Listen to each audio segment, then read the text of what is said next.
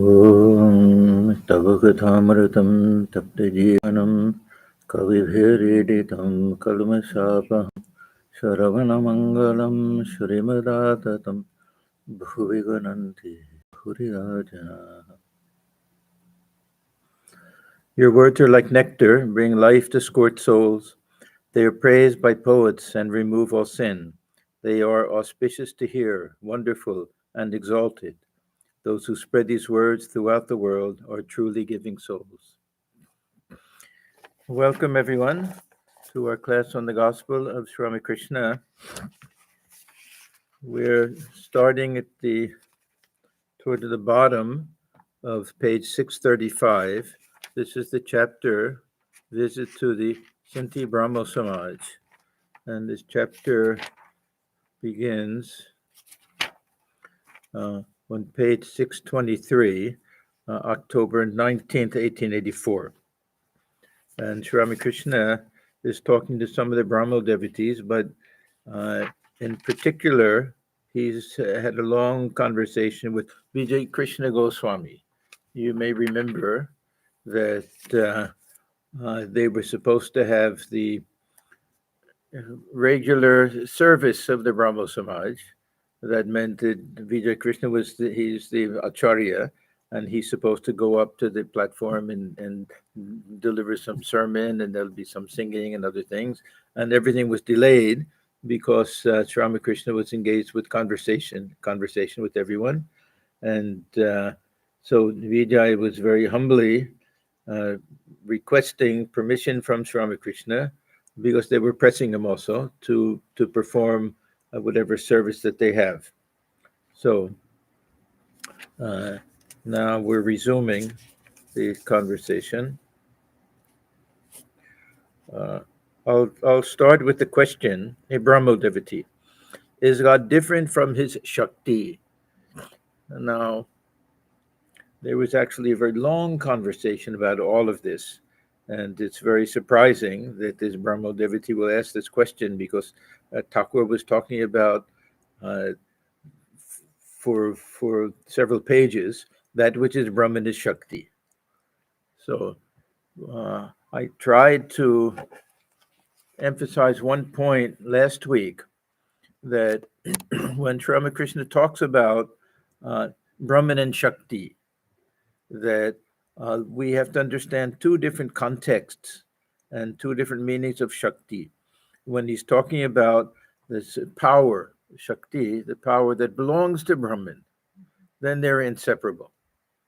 But when he's talking about Shakti as the Saguna Brahman, Shakti meaning Mother Kali, Shakti meaning Brahman together with the power to create, then they're identical.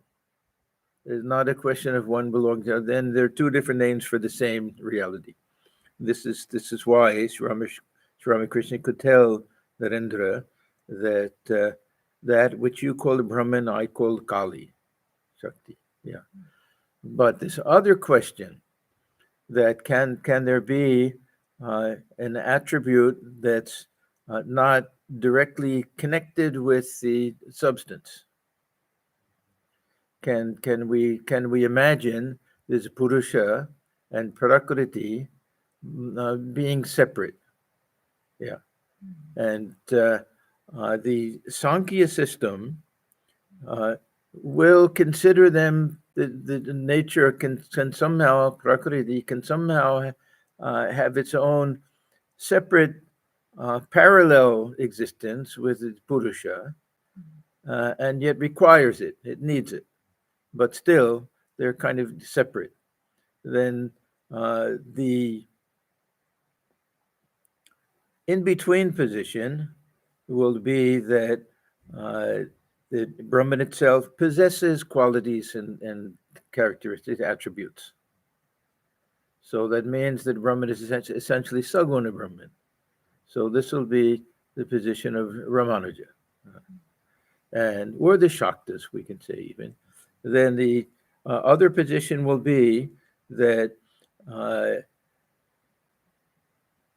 it's only through Maya that we seem to have a distinction between the attribute and the substance. There's only the substance. There's only the ocean. The waves are just temporary, and because of name and form, that we try to make a distinction. So Sri Ramakrishna, he takes the position. We can say this is the Shakta. There's no real Shakta philosophy in the sense that we have the different schools of Vedanta that have commentaries on Brahma Sutras, and there'll be more of this tantric type of tradition. But in general, Sri Ramakrishna liked to think of Brahman as both Nirguna Brahman and Saguna Brahman. He didn't have any bias towards one or the other. The non-dualists will always emphasize Nirguna aspect as the real true aspect of Brahman, and the qualified non-dualists will emphasize the Saguna aspect. That means that Brahman is not considered complete unless we take into consideration that it includes within it is all living beings and this universe. So this is that example of the bell fruit. The dualists will say that everything comes from Brahman, but then can have its own separate, almost independent type of existence. So this is the question: is God different from His Shakti? We have all this imagery. We have this Ardhanarishwara, this image where half of the figure is male and half is female, Shiva and Shakti, as all belonging to one reality, and yet two separate things, two separate but conjoined. So we can say that they can't exist separate from each other. This is that Shakti tradition, tantric type of tradition. So anyhow, this is the question: is God different from His Shakti? Master. After attaining perfect knowledge, one realizes that they are not different. All right. Now, again, do we want to say not different, or do we want to say inseparable? See, this is abhinna or abheda is the term that's used. And it can be taken, if we're talking about the qualities that inhere in Brahman, they'll be inseparable. If we're talking about Brahman and Divine Mother, then they're one. There's no difference between the two. So here he says non-different. So what he's saying here, he's taking it, his Shakti, not different from his Shakti. After perfect knowledge, one realizes that they're inseparable, and from the point of view of Saguna Brahman, Nirguna Brahman, they're one. They're not two different things. I always go back to that image of the mother and the woman. Yeah, that the Brahman, Nirguna Brahman, is like the woman. The woman has the potential to become a mother when the universe is there. When she gives a birth to the child, or Divine Mother gives a birth to the universe, and then she's now Saguna Brahman, and this whole universe comes out of her. This whole universe has her as the material cause, efficient cause, material cause, both. And at the same time remains as the woman. That aspect never disappears. She doesn't go from a woman to a mother. The motherhood aspect becomes manifest, and otherwise it's potential. So there's no distinction, because we wonder sometimes what is between Brahman and Ishvara. Then Hiranyagarbha, that only complicates things even more. Are they different? Different? No, it's just different aspects or different functioning or from a different point of view. It's all one. There's one same reality. So for Sri Ramakrishna, that realization, if one has the highest type of realization, that this will be part of that understanding. That because he says after realization one sees that everything that one negated as unreal is nothing but the Divine Mother herself. or a manifestation of mother, or Aishwarya, this divine power of mother. He uses different terminology, but one sees that what one negated before in order to get to the roof. See, this question that always comes up, is the world unreal? And Sri Ramakrishna, he turns the tables on this question. He says, as long as one has not realized God, this world is unreal. After the realization of God, one sees that this world is nothing but the manifestation of the Divine Mother. Sometimes he'll say manifestation of Shakti. Sometimes he'll say that it's Chinmaya, manifestation of consciousness. Chidghana, as if consciousness itself congeals. But this nirguna aspect of Brahman is somehow always remains uninvolved in the world. So we have the sun, the light of the sun goes through the prism of Maya, everything turns out all the different colors and everything. On the other side, the sun remains unaffected. But it's the sunlight that has no color before the prism, that is all of the colors on the other side of the prism. It's the same sunlight.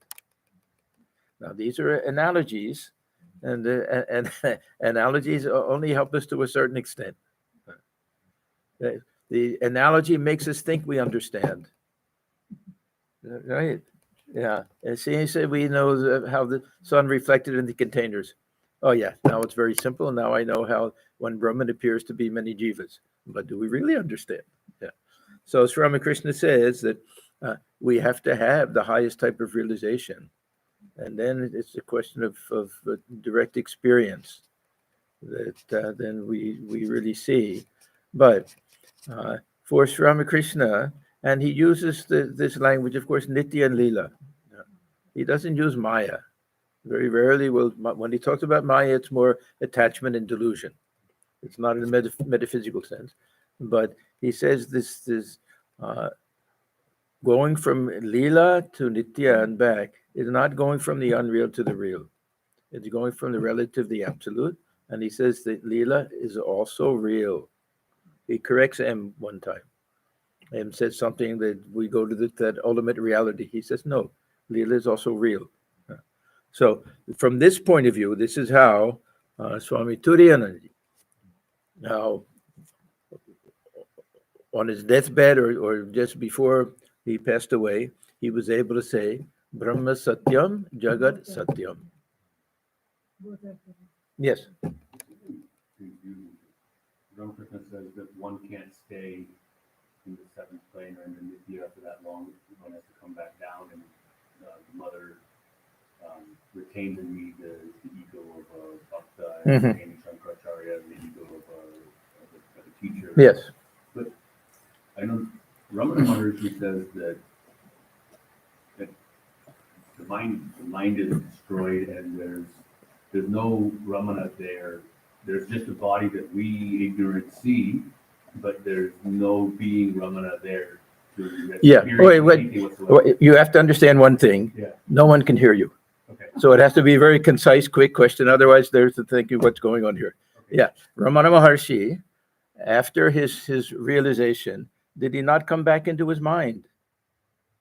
So mano nasha doesn't really mean literally the mind is destroyed. If the mind is destroyed, then there's no coming back into the mind. Huh? After that realization, at that time, there's no awareness of anything other than what is. That's what we can't say anything like that. It's not an unconscious state, of course, because a complete transformation takes place. But Sri Ramakrishna will also say that only in that nirvikalpa samadhi state, there, the ordinary mind is not functioning. Ordinary mind is not functioning. The mind is attained to a certain level where we don't even see this world. So, yeah, there, Ramana Maharshi and Sri Ramakrishna, there won't be any distinction that way. But this term manonasha, if we take it too literally, then we'll say somebody has brain damage and their brain doesn't function anymore. Will they become God-realized souls? I don't think so. Yeah. Or then even dreamless sleep.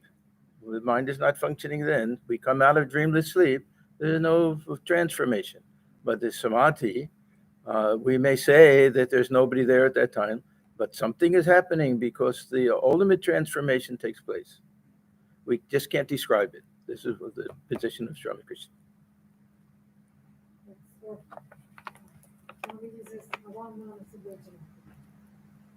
Yes. So after attaining perfect knowledge, one realizes that they are not different. They are the same, like the gem and its brilliance. So really now we can say that they're inseparable, because he's talking about the substance and attribute, that we never have one without the other. We don't have, we never find color that's not the color of something. And we never see something that doesn't have a color. We can't even imagine one without the other. Thinking of the gem, one cannot but think of its brilliance. Again, they are like milk and its whiteness. Thinking of the one, you must also think of the other. But you cannot realize this non-duality before the attainment of perfect knowledge. Now, what we're doing is we're seeing the logic behind all of this. It's not the same. It's not the same as realization. It's not even close. That experience of realization will be shattering. It'll for most people, well, they won't be able to even keep this body alive if there's some time. Not just that experience, but even the states of mahabhava, these are high emotional states. The body will become shattered. Is someone who's a spiritual warrior who's really built for that, can handle these types of very high experiences. But you cannot realize this non-duality before the attainment of perfect knowledge. Attaining perfect knowledge, one goes into samadhi beyond the 24 cosmic principles. Therefore, the principle of I does not exist in that state. So there's no I consciousness. There's no ego sense. There's no feeling that I am having this experience. That'll be there in the Savikalpa Samadhi. In fact, that's the only thing. Swamiji says only this I is there in him of Samadhi. This flow, this current of I am, I, that's all. But not the type of I that has any sense of identification with this individual apparent self, some pure type of I that disappears in this nirvikalpa samadhi state. What remains then, we can't say, but everything changes after that. So we just have to assume that something transcendent is taking place without our knowledge, because there's no I. There's no individual at that time to know that it's taking place, but something tremendous is happening. So this nirvikalpa state, it's almost like the experience of it peaks just before we enter it, and then again when we just come down from it. That just coming down, filled with awe and joy, and what was that experience? The whole universe disappeared, all of that. One doesn't say that in that nirvikalpa state. There's no one to say it.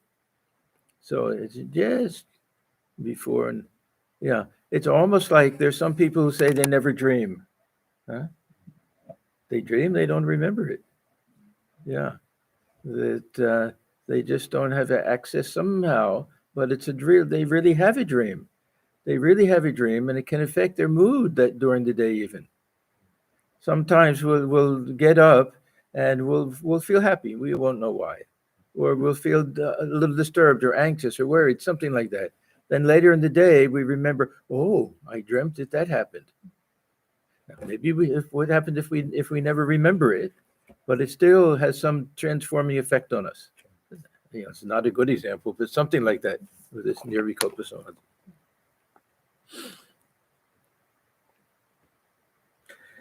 A man cannot describe in words what he feels in samadhi.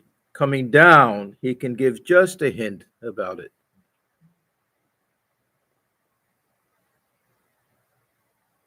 The devotees of Sri Ramakrishna, they had that, I don't want to say rare opportunity, because almost unique opportunity to see day in and day out what it's like for somebody to enter into that state and then to come back down from that state. And how Sri Ramakrishna would be like a madman, how he would be like a drunkard. He would be intoxicated. He would reel. His speech would be garbled. Coming out of that state. And they would just see his face and beaming with joy. In Bengali, they have that expression, like a ripe melon is so ripe that it cracks open. So it just kind of cracks open with joy. So we certainly can't say that, well, it's just some negative state. Manonasya, the mind has been destroyed in that state.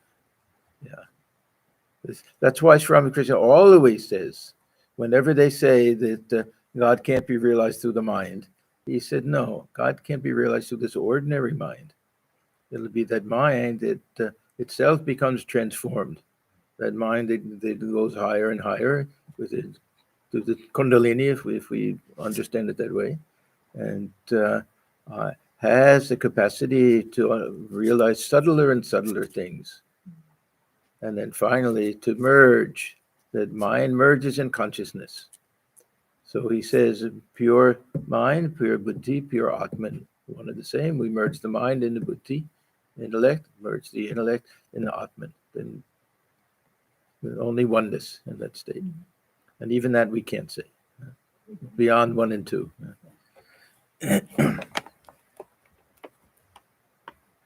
And man cannot describe in words what he feels in samadhi. Coming down, he can give just a hint about it. I come down 100 cubits, as it were, when I say Om in samadhi. Brahman is beyond the injunctions of the Vedas and cannot be described. There, neither I nor you exists. So if somebody says that, well, in that state, does Brahman alone exist? Is it only the self that exists? I alone exist? We can't make any distinction like that. It's neither I nor you exists.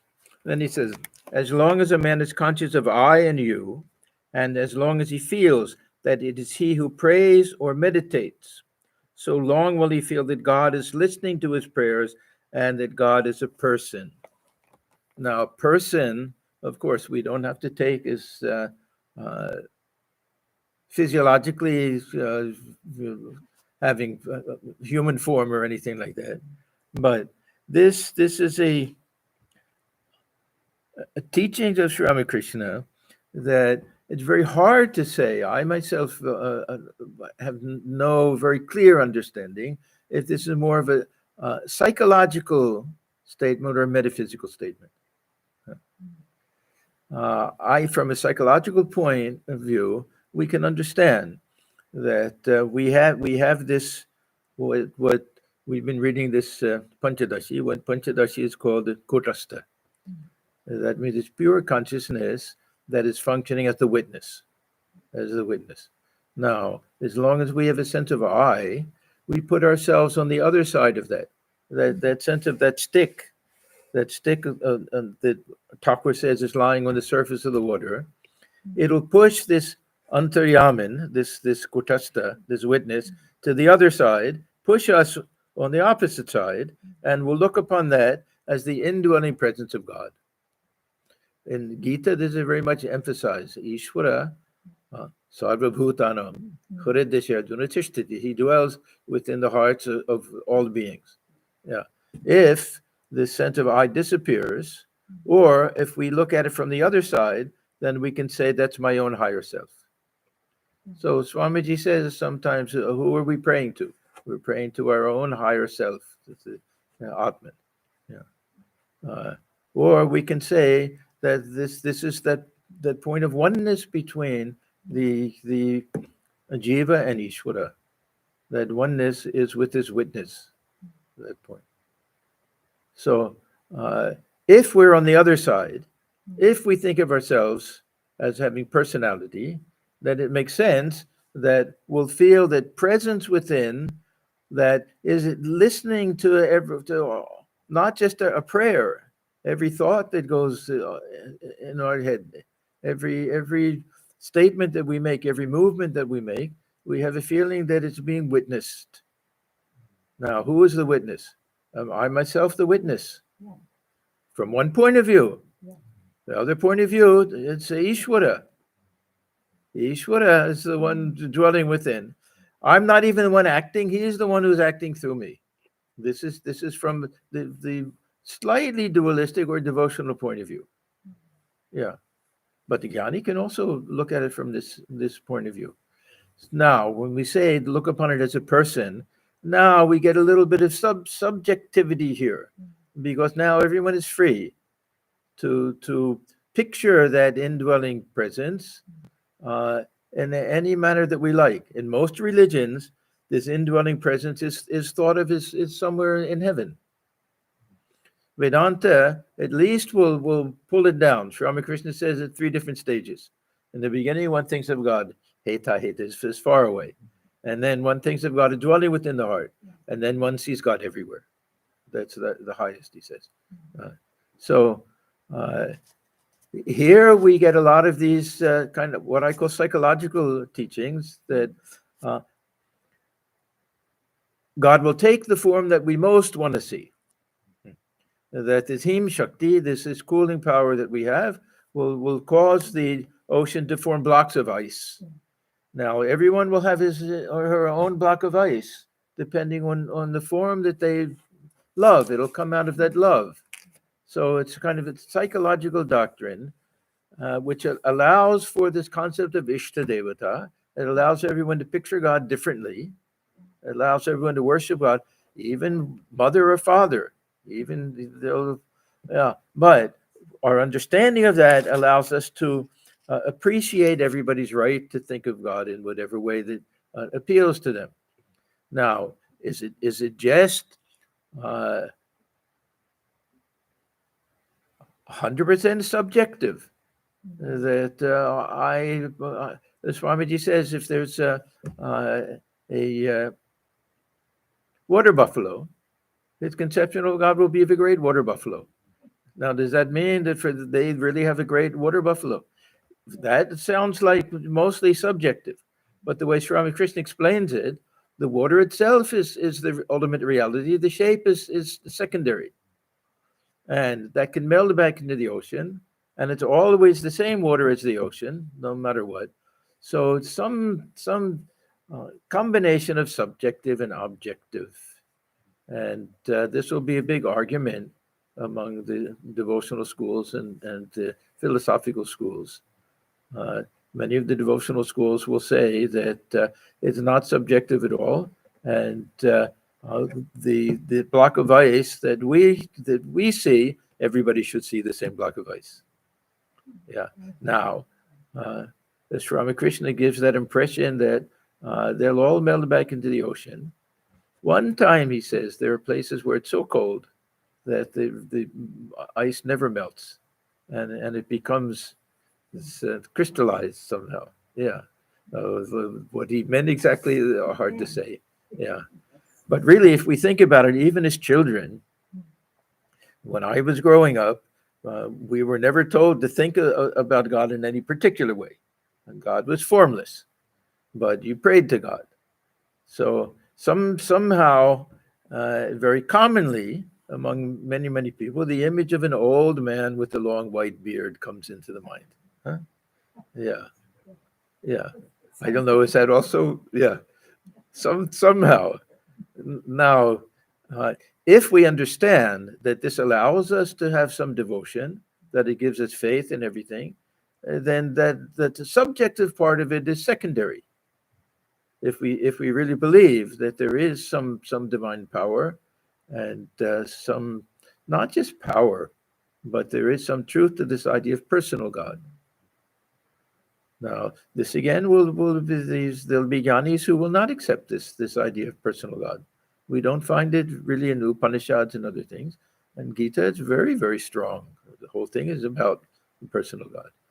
This Ishvara as somehow dwelling, personal as dwelling within the heart. Yeah. Dwelling within the heart. This is that access point. If God hears our prayers, He's hearing it because He's that witness within. God sees through our eyes. If He sees what we see, it's through our eyes. Hears what we hear through our ears. This is even the Upanishadic idea. Yeah. But these are very, very hard things to understand. The first part of your statement, brother, first part of your statement was the best. It's very confusing. Yeah. That we really, we have to hope that these are cleared up if we have some type of experience. Now, if our access, if our type of worship of the personal God is the avatar, yeah, then we have to say, at least with what we consider historical, at least with regard to Sri Ramakrishna, we can say with Christ, with Buddha, Krishna and Rama, half historical. We don't know exactly. We can't claim that these are actually the words they said. Sri Ramakrishna, the most historical. That there we have no question. We can question whether we want to say avatar, but we can't question that our devotion to someone who lived had a concrete, tangible life, and we know what they were like and the words they spoke and everything. Yeah. So we have the avatar. If the conception of God is a Durga or Shiva or Krishna and everything, then it's partly this Puranic imagination that and real devotees won't like this idea that it's imagination. Yeah, they'll say no, these things really happen. Yeah, but do we know who was there to record these conversations between Shiva and Parvati? Yeah. So generally in Vedanta, we say that's not the point. We shouldn't argue about these things. It's the truth that's coming out of all this. Swamiji very much said that whether Krishna lived or did not live is secondary. That whoever uttered those words had the authority. It was based on realization. Anyhow, so a lot of this is based on faith, the simple faith that different people have. No one's faith should be disturbed. But at the same time, we want to have our faith grounded in some type of logical stance, at least. So Sri Ramakrishna gives us that. He helps us to understand the subjective element to it, and yet subjective but real, not subjective and unreal. That yes, we are looking at it from our point of view, based on our understanding and the way we like to conceive of God, but the reality is also there. The name and the form are secondary, and but for us they're critical. See, Namarupa, that for the devotee these are critical things. That for how the name of God becomes so important, form of God, for meditation, and everything becomes so critical, and yet we understand that the reality is beyond the name and the form. So the devotional path, both are of equal importance. You can say.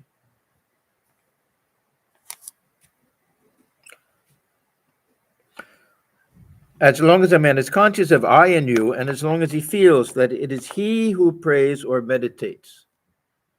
So as long as he is within, we want to say Maya or Lila, on the relative plane, the mind is not ascended to any other plane, so long will he feel that God is listening to his prayers and that God is a person. Is it literally true? The devotee will feel it's 100% true. The Jnani may question these things. As I say, it's a question of faith.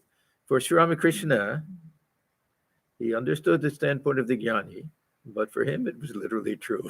Exactly. Yeah, because he heard the voice of Mother. Now, we may say, well, it's coming through his mind. We can give all explanations and everything, but yes. So it's very hard to say. So long will he feel that God is listening to his prayers, that God is a person. Then he must say, O God, thou art the master, and I am thy servant. Thou art the whole, and I am a part of thee. Now, for Sri Ramakrishna, this is all within Maya. That means just this relative point of view, but Vidya Maya. This is the Maya that destroys all of our old attachments. So this is critical. This is the most helpful form of Maya. This is the thorn that removes the other thorn. Only after we've removed everything else do we transcend it and go beyond it. Otherwise, we utilize it. Name and form, Namarupa.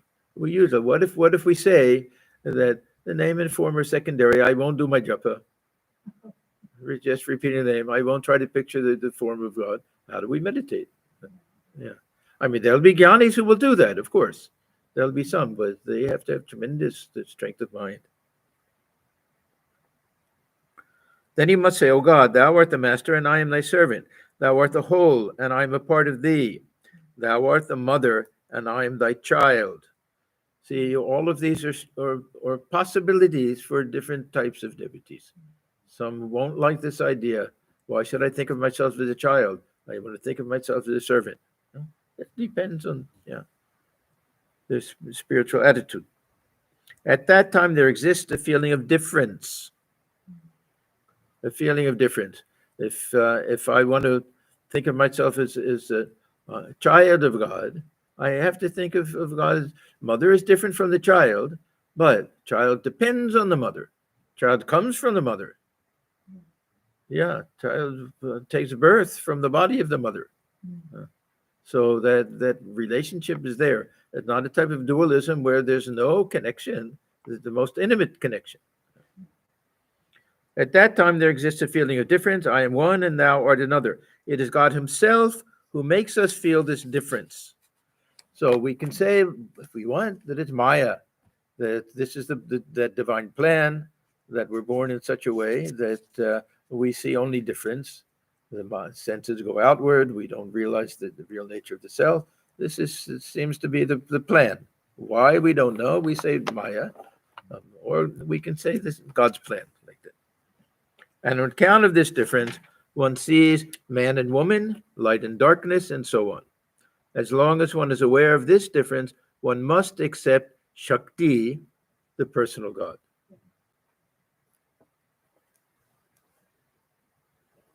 So if we live in this realm of duality, if we feel ourselves to be separate, then many of these teachings of Advaita Vedanta will be helpful from a theoretical point of view, but we have to understand that if we say Aham Brahmasmi, that we have to understand that it's not this I.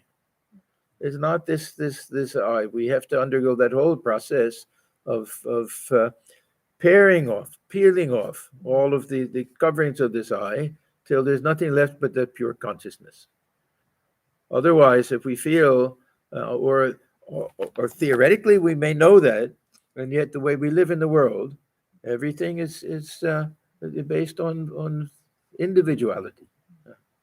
So this is not to say that this is a path of jnana yoga. This is a path of jnana yoga. Sri Ramakrishna, he talks about this oneness of day and day and night, constantly talking about it. At the same time, he says that because of this stick of ego, it's more practical for most people to go through this relationship, take it down a notch, that feel that I'm a part of God. For the wave to say I'm one with the ocean, the wave has to disappear. It has to realize that it's only water. If it has some sense of its limited nature, then it can't say I'm one with the ocean. So Thakur used to refer to that. The Ganges, does the Ganges belong to the wave or the wave to the Ganges? He used to put it like that. There's even a hymn of Shankaracharya that uses that image. I don't remember what it was, but it is God who has put I consciousness in us. Yeah, or we can just say this is the plan. We don't know why, but everyone, even just uh, the natural development of from an infant to a child, that at some point the sense of I emerges. There's ego. There's no ego sense for the small infant till the mind develops to a certain point, and then the sense of I comes before there can be any understanding of what is the nature of consciousness or anything. The first sense of identification is with the mother. At that point, child cannot distinguish its own body from the body of the mother. And then gradually, as the sense of I comes, it becomes the most material type of I, because there's no awareness of anything subtle at that point. Child has to grow up, mind has to develop before there can be some sense of these higher types of understanding the real nature of consciousness and everything. That doesn't take place in the beginning. I've told this story several times. I was having a conversation with a niece of mine. She was, I don't remember how old, maybe 6 or 7 or 8 or something. And I said something about, we had a friend who had a child who had some type of, I don't know, autistic or some type of a condition where his behavior was very odd for her. She was, why does he act like that?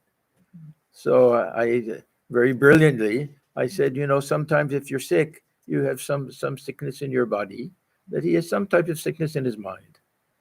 I thought it was a good explanation. She looked at me and said, what's a mind? She had no conception what it meant to have a mind. Just hasn't reached that age where there's no reflection or anything. Or these things come at different stages. Yeah. There was a great French, this Piaget, French child psychologist. He has all of these different things. When the child first learns that it can tell a lie, that means it knows that there are things that he knows in his mind that other people don't have access to. This is also one of the stages, different things like that. So we can say God keeps this I consciousness, or this is just the plan. This is the way. The Kathopanishad, it says, because the senses are going outward, that the mind never gets a chance to go turn inward and see that reality within. By the time we want to try to do it, then it's almost too late. We're so identified with everything external that it's very difficult to reverse the process. You may reason 1,000 times, still this I does not disappear. We reason that the sense of I is just an idea. It's how we think of ourselves. That I'm really the witness, I'm the observer. And when I observe this mind, I see that this mind thinks of itself in terms of context, who the parents are, what the culture is, what the language is, all of that, what experiences one has had. I know that I'm observing the mind. All of these things belong to the mind. The very next second, somebody says something to us and say, how dare you say that? That sense of identification with the witness disappears in a second. How dare you say that to me? So Thakur used to say that we do all of this reasoning, and we see that there's no substance to this I. Yeah, we can understand that. That logically, we can see that it's constantly changing. That the I of the child is not the I of the old person, the old man or the old woman. It's constantly changing. That sometimes is very bold and brave, sometimes is very quiet and innocent, sometimes is fearful. But we take it to be, we're identified with it. That's who we are. So this ego sense, it just doesn't disappear. What Thakur says is don't expect it to disappear, but work on it. Yeah, if it's going to be identified with something, then let it be identified with something positive that'll be helpful. This is also that Vidyamaya, form a relationship with God. This is the whole point. That's the best way to. We're not going to get rid of this sense of I, but we want to at least break that identification with this apparent self, forge a relationship with God through that I. The whole point of this bhavas, through that I.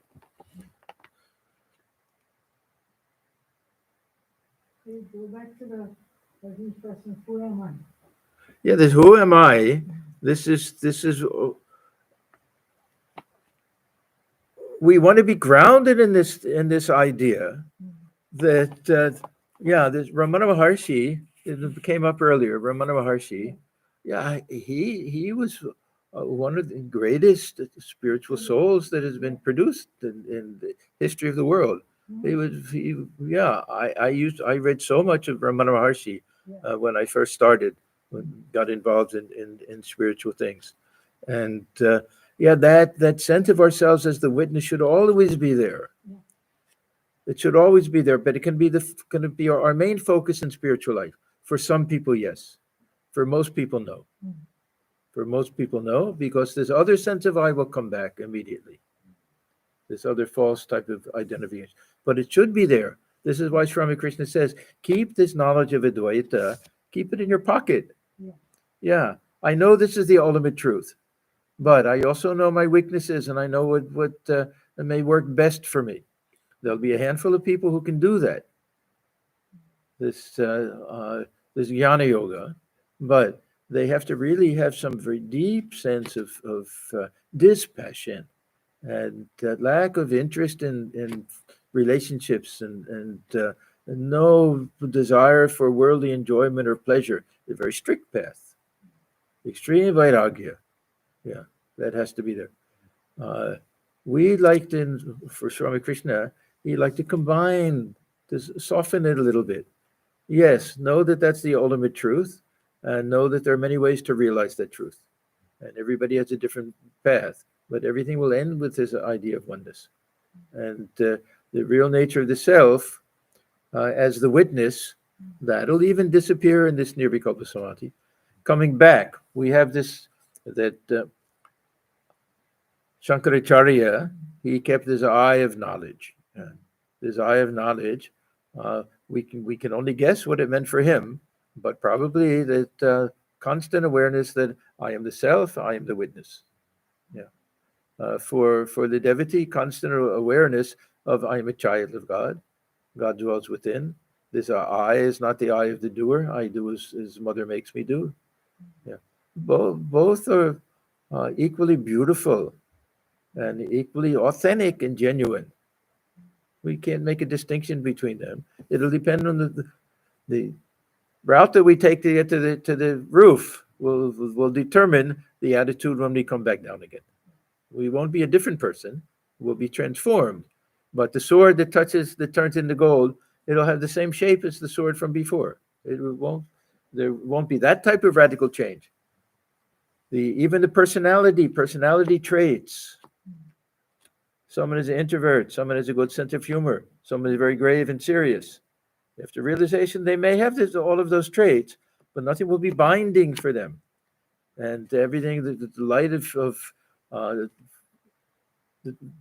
divinity will shine through the personality, but still, it won't be that they become completely changed person. They may in some respects, some areas, but otherwise, Sri Ramakrishna, the same carefree child that only liked to be with happy people, he remained that throughout his whole life. Just the only thing you can do is try to get there to that point Yes. in experience. Yes. Therefore, as long as a man is conscious of I and of differentiation, he cannot speak of the attributeless Brahman and must accept Brahman with attributes. Yeah, it's very hard for us. It's very hard for us to say Brahman is nirguna only. Then either we have to accept this universe, like the Sankhya followers do, as having its own independent existence. And Brahman is a completely separate, independent existence. Or we have to say that if Brahman alone exists, then what do we do with all of this?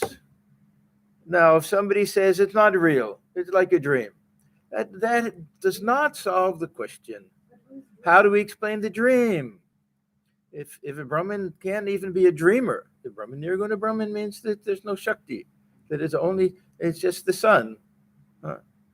Then it's very hard to conclude unless we bring in some idea of Maya. But is it a second thing? Is it not a second thing? Yeah. This is the difficulty with this idea of only Nirguna Brahman. In Nirguna Brahman, we have a concept of Brahman that's actionless. It's actionless. It is beyond not beyond creation. We can't talk of creation if it alone exists. Yeah. So, Even the Maya there. in Maya, how do we account for Maya? Yeah. Shankara simply, oh, where is the Maya? You see it now, and it's not there anymore. So therefore, as long as a man is conscious of I and of differentiation, he cannot speak of the attributeless Brahman and must accept Brahman with attributes. So this is what Sri Ramakrishna really, he had a deep conviction about this, that we have to accept Shakti. Attributes for him means Shakti. It means this divine power inherent in Brahman. That means Brahman is both Nirguna and Saguna. This Brahman with attributes has been declared in the Vedas, the Puranas, and the Tantra to be Kali, the primal energy. Vijay. How, sir, can one have the vision of the primal energy and attain Brahmajnana? So are these two different things? Generally, those who are seeking Brahmajnana, they'll try to bypass this idea of Maya or Shakti or something and just understand that it's pure consciousness. So how can one have the vision of the primal energy and attain Brahmajnana, the knowledge of the attributeless Brahman, master? And now, what is he going to say? Pray to him with a yearning heart and weep. Yeah. So this presupposes that we have some type of faith in the personal God. If our only conception of God is the impersonal absolute reality, we're not going to pray and weep. So there'll be some that this teaching won't resonate with. There'll be the few that follow the path of Jnana Yoga. But he's talking now to these the Brahmos, and Vijay especially, that he had the heart of a devotee. He came from a very orthodox, pious Vaishnava family. That was in his, Thakur used to say, in his blood, you could say. Yeah, I came to Vedanta because I didn't care for all this weeping and wailing and personal God stuff. Yeah, I like this impersonal absolute. It appealed to me very much. Gradually, I'm understanding.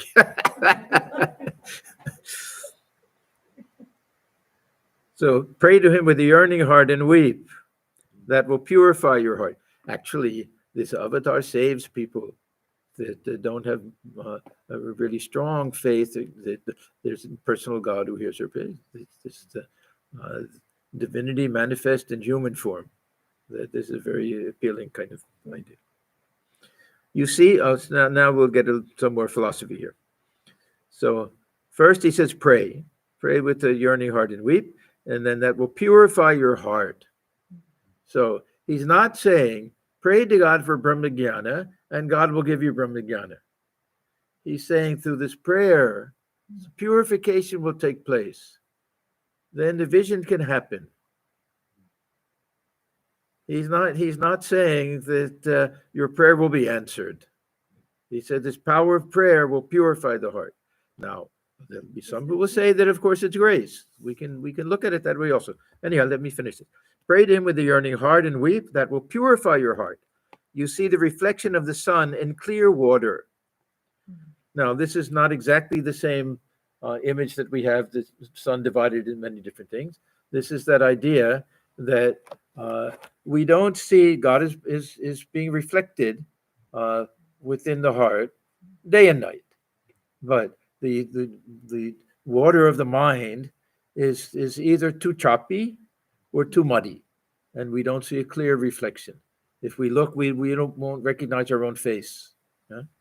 That either it'll be too black and muddy and everything, or it'll be so disturbed. So it's only this mind that is perfectly pure and quiet that can give a clear reflection. We can see our own face, see the self somehow within that mind. You see the reflection of the sun in clear water. In the mirror of his eye consciousness, the devotee sees the form of the primal energy, Brahman with attributes. But the mirror must be wiped clean. One does not see the right reflection if there's any dirt on the mirror. Yeah, this helps explain how so many different God-realized souls have such different experiences and different types of visions. Yeah. You see, and again, we don't know subjective or objective. When these Catholic saints have vision of Christ, is it because this was the yearning of their heart? Is it because God reveals himself in the form that they want to see? One is objective, one is subjective, with some combination of them. It's very hard to say. It's part of that mystery of spiritual life. Did they come up with any answer for that? Everyone will have their own answer. Christian They'll say because Jesus was lived in flesh and blood, and now is back sitting by the side of its Father in heaven. Yeah, the Vaishnava will say the same thing. The vision of Krishna, yeah, Krishna is alive and well in Vaikuntha. Huh? Yeah, they'll say this. Others will say the same thing. It's not just most devotional schools emphasize the objective side of it. That's all. But Sri Ramakrishna accepted both subjective, objective.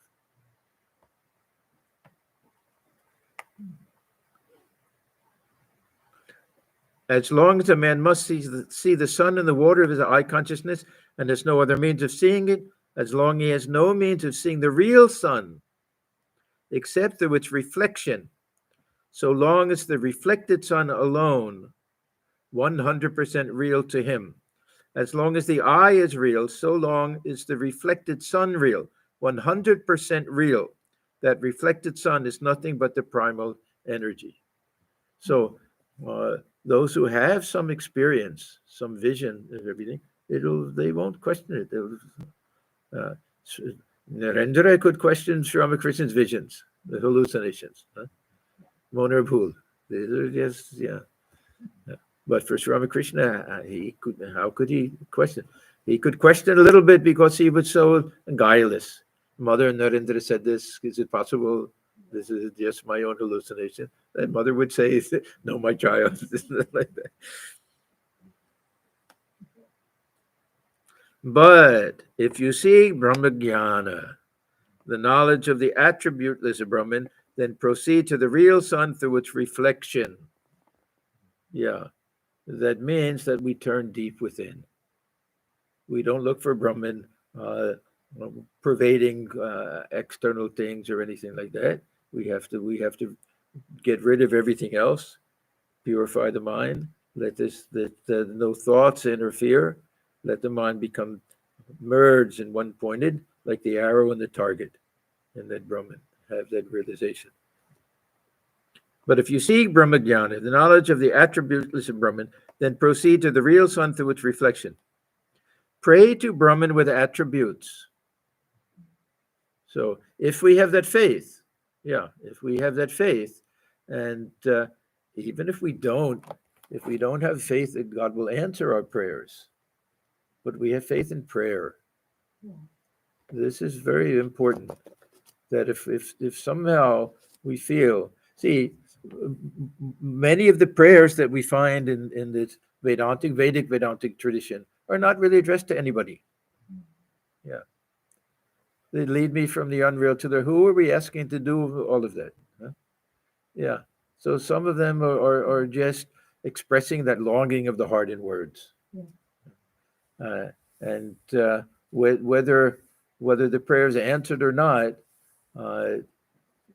some transformation takes place, and we feel something deep within. So the efficacy of prayer doesn't depend wholly on whether there's a personal God who is listening and trying to decide, well, this one said that wants this, should I do it or not?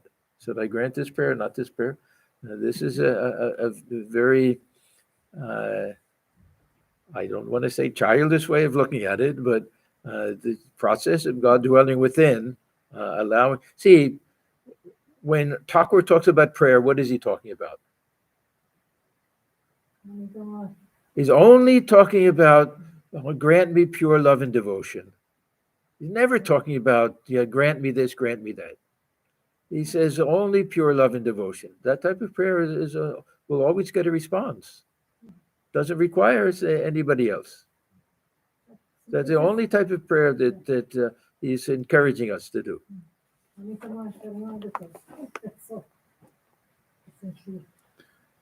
So pray to Brahman with attributes, who listens to your prayers, and he himself will give you full knowledge of Brahman.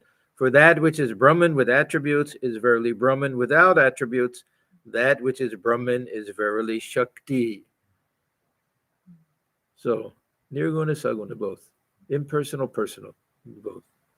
One realizes this non-duality after the attainment of perfect knowledge.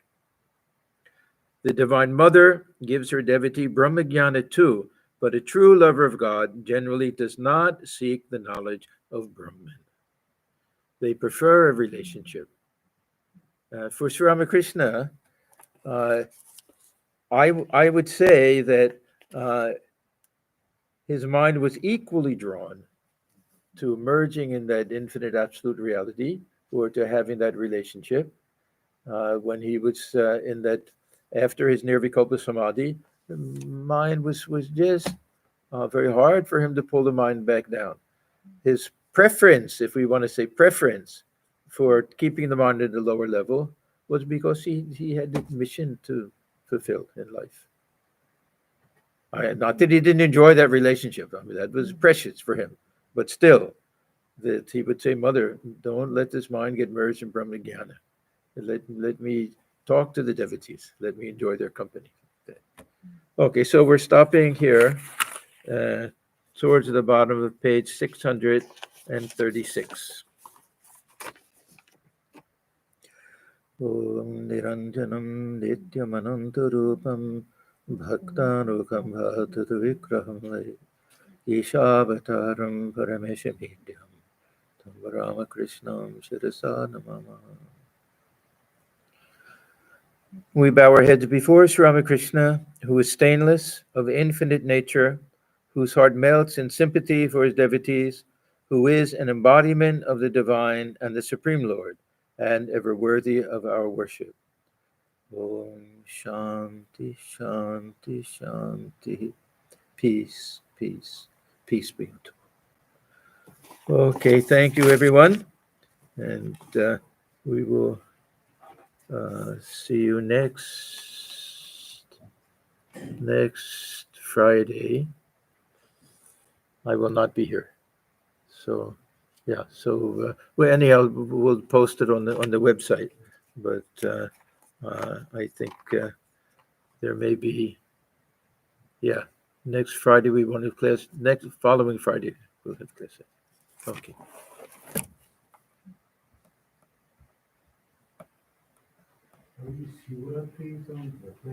Wednesday 26th. Yes, we'll do it that night here.